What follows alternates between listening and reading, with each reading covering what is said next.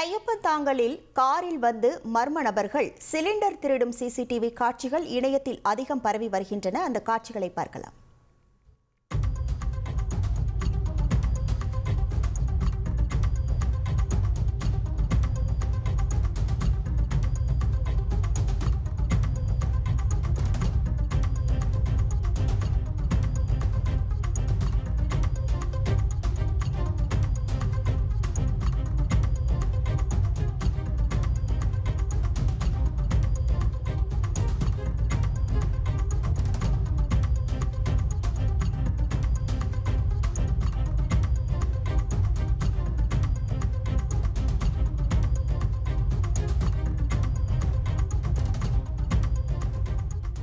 கூடுதல் விவரங்களோடு இணைகிறார் நமது செய்தியாளர் சுரேந்தர். வணக்கம் சுரேந்தர். இந்த திருட்டு சம்பவத்தில் ஈடுபட்டவர்கள் மீது ஏதேனும் நடவடிக்கை எடுக்கப்பட்டிருக்கிறதா? அவர்கள் யார் என்று கண்டுபிடித்தார்களா? முழு விவரங்கள்.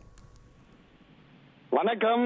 சென்னை போரூர் அடுத்த ஐயப்பந்தாங்கல் பகுதியில காரில் வந்து மர்ம நபர்கள் கேஸ் சிலிண்டரை திருடி செல்லும் சிசிடிவி காட்சிகள் வெளியாகி பெரும் பரபரப்பை ஏற்படுத்தி இருக்கிறது.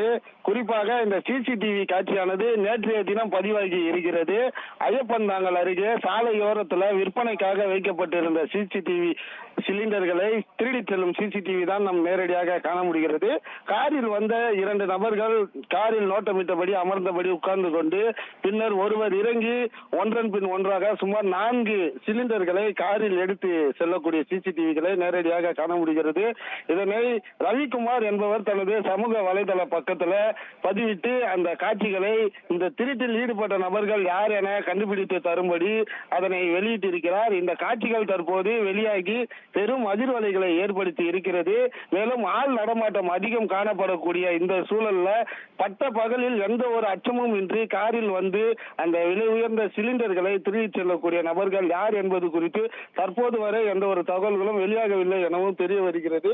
தொடர்ந்து இந்த பகுதியில் திருட்டு சம்பவங்கள் அதிகமாக இருப்பதாக புகார் வந்த வண்ணம் எழுந்திருக்கிறது.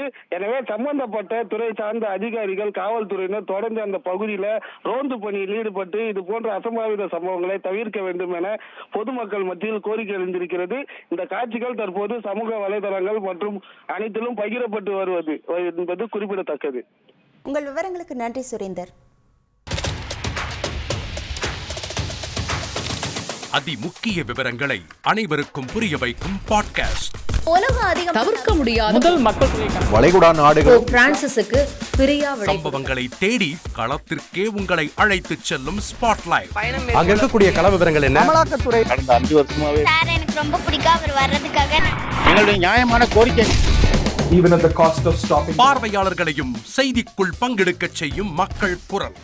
50 ரூபாய் எங்களுக்கு தண்ணிக்கு ஒரு தீர்வே இல்லைங்க. 10 வருஷமா எங்களுக்கு சரியான ஒரு விடிவு கிடைக்கவில்லை. 60,000 ஏக்கருக்கு தான் கேட்கிறோம், பிச்சை கேட்கறாங்க.